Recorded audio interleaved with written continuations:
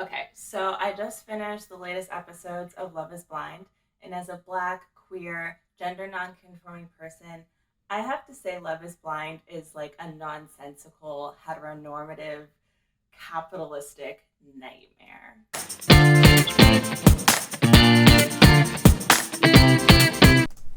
Holy toxic masculinity, Batman. I want to highlight two examples from the episodes that dropped before November 2nd. And I will say that watching this live, I was like pleasantly surprised at some of the growth that can be gleaned from this like very rapid, heavily edited amount of time. The show isn't over yet though, and so we'll see how much of that growth really shakes out. It seems like, something happens, people seem to address it fairly quickly, kind of address these like emotional wounds that are coming up, and like move on and agree like, all right, let's go forward. So yeah, we'll see how that shakes out in the end. I'm very curious. But we have to talk about Cole and we have to talk about Bartiz. Cole set off a domino effect, only blowing up his relationship and knocking Colleen and Matt into a typhoon of their own toxic masculinity. Cole's like confession to Colleen that he was attracted to her and would have picked her is such a result of misogyny and privilege that ultimately can like cannibalize everything around it. And we see that play out. The concept that once you love someone, no one else in the world can be found attractive from before or after you have met your beloved is absurd. It's like the result of the myth of scarcity, which is a tenet of capitalism. So Matt's idea that his attractive girlfriend admitting to being physically attracted to another man, to him, directly diminished the value of his relationship. And it speaks towards this like misogynistic view that a woman must remain pure and unerringly uphold a man's expectations without any question at all times. And Matt actually does imply this the first time he blows up at Colleen about the situation. It's short-sighted and, for what seems to be like a very organic, emotionally charged, physically potent experience and their relationship, he's basically like jumping ship so quickly. And Bartiz tells him as much.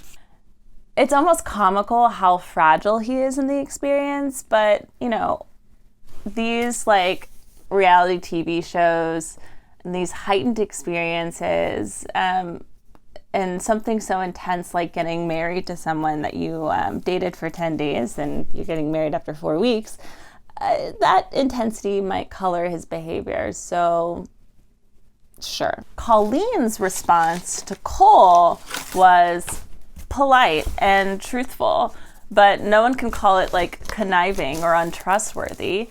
Yet, Matt hears what he wants to hear from that conversation as it was retold to him. And he even says as much.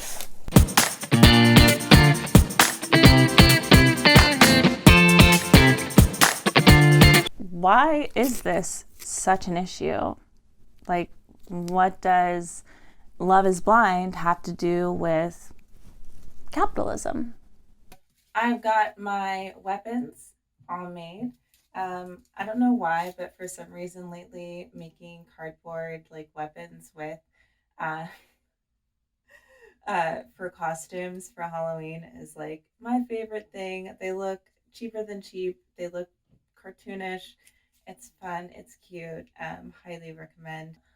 I want to experiment with some mustache looks. I'm thinking like let's try wispy first, and then we'll get into a little handlebar. But let's keep talking about Cole. So Cole acts out of the assumption that him expressing his like physical attraction for Colleen and like such an inappropriate setting, but obviously appropriate because that's what the producers like wanted out of this pool party setting. It's arguable that like maybe he wasn't fishing for anything more, maybe he was just expressing himself. But like, his free flowing criticisms of Zeneb kind of indicate that he's like not totally secure with his choice, given the fact that Colleen is like so very clearly who he would typically go for.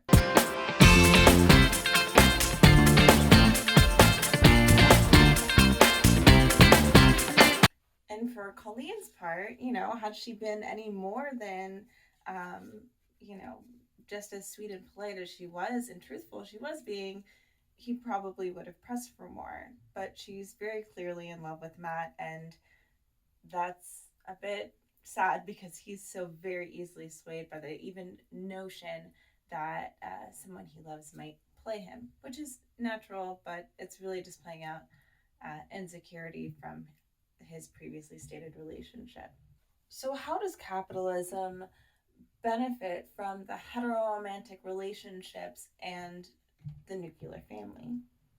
If we look at a show like Love is Blind, we're sold the dream of heterosexual, monogamous love as an ideal with no possible alternative. More nuclear families means more individual households buying products, relying less on community, becoming increasingly isolated and increasingly dependent on private companies.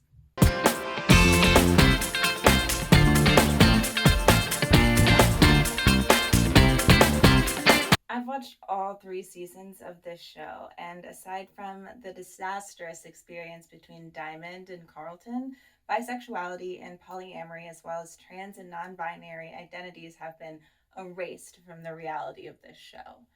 And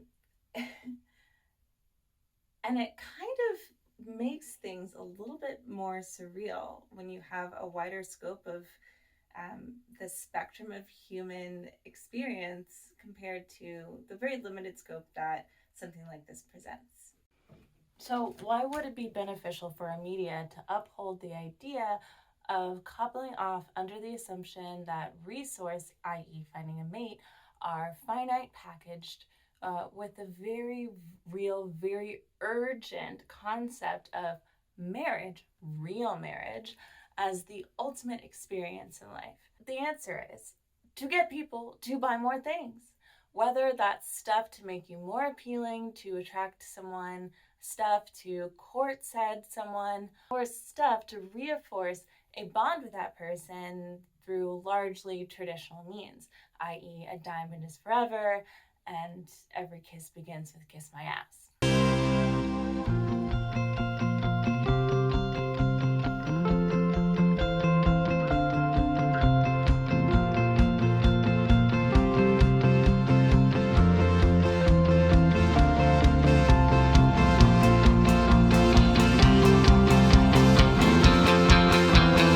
We know the wedding industry marks up anything you might need for a wedding. If you're going to rent a tent for a family reunion, it might run you $200.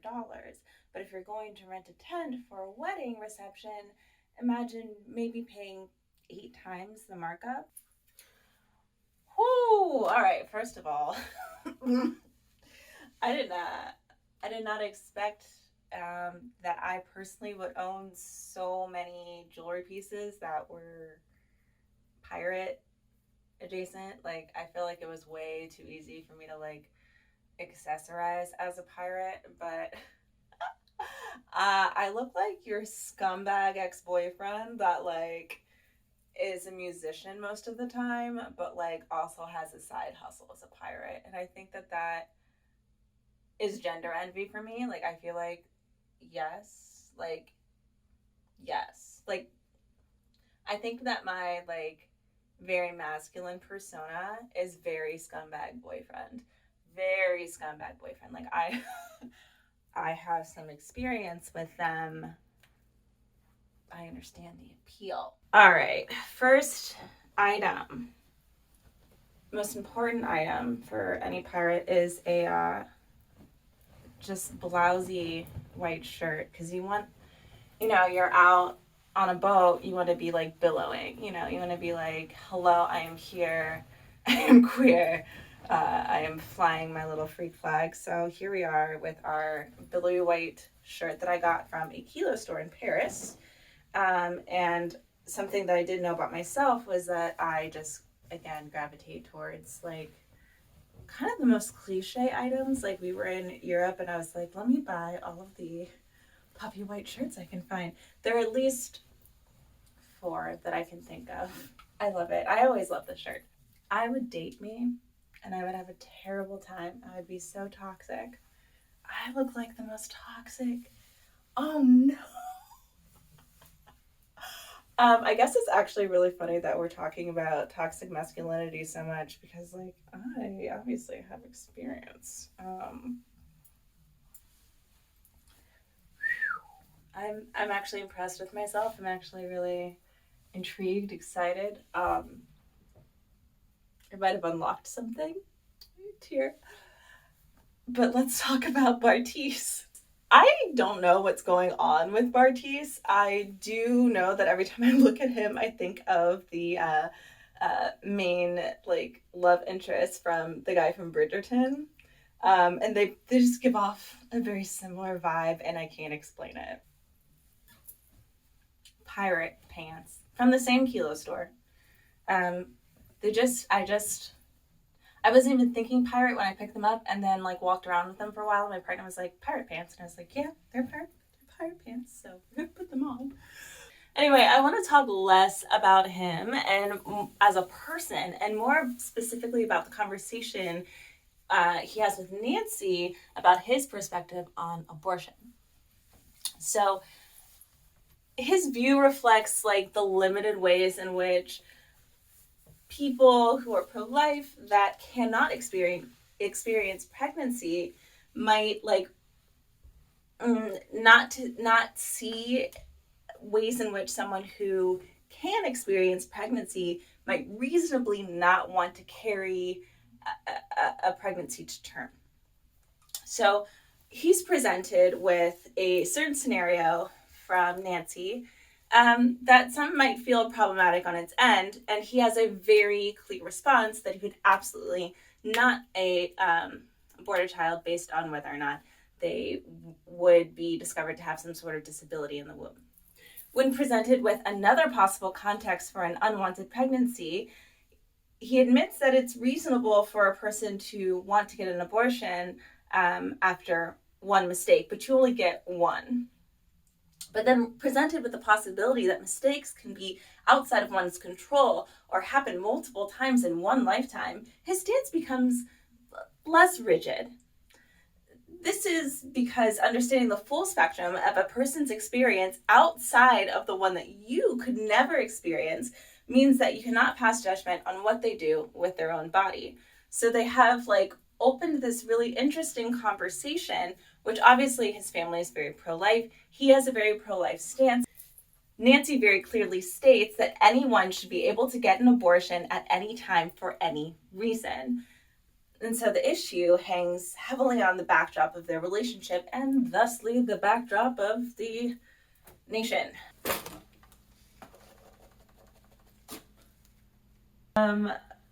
I just have way too many accessories that work well for a pirate. I haven't even put on my rings yet, but I'm wrapping up this video, so I just want to give you the full like look. Did a little masculinization in the makeup. I am not normal about it. I'm just a gay non-binary pirate here for a little bit of a, swashbuckling. This is a crochet top that I made. It's like a under boob corset, but the straps up here are a little loose, so I pinned them in place with some hairpins. I've got this kind of medallion-esque space necklace, some gold, little conch shell. Put my hair up as haphazardly as I could, and I think that's the whole look. Yeah, I feel good. I feel good about it. So I'm headed to the party soon. These were just like first takes of the show and just kind of a snippet of some of the themes that I think about when I consume this type of media. Feel free to let me know if you agree or disagree in the comments, but keep it cute, keep it polite. Everyone cannot wait to catch the exciting conclusion of why are y'all getting married 3. But I've got my one gun and my one knife like a good pirate, and you know, I've chosen my ideal style of rugged mustache and my puffiest white shirt. Um, so and my stripiest soft pants. So I feel like I've somehow embodied the toxic masculinity that I've been talking about through this video. If you are interested in a full, really good recap of the first 7 episodes of Love is Blind 3, I'm going to direct you over to Kenny JD's channel. Kenny JD is someone I followed for a long time. She does Bad Movies in a Beat and does like just kind of general reviews sometimes. And I think that she really encapsulates a lot more detail on some of the themes that I'm, trying to capture here. Um, Otherwise, I'm headed to this party. I plan to like show you more things that I've made over time. I also want to do another video on Love is Blind with a little bit more in depth on how I feel about the show, but I want to see the finale and the reunion of this season before I do so. Friends of friends, enemies. That's it for me. See you in the next one.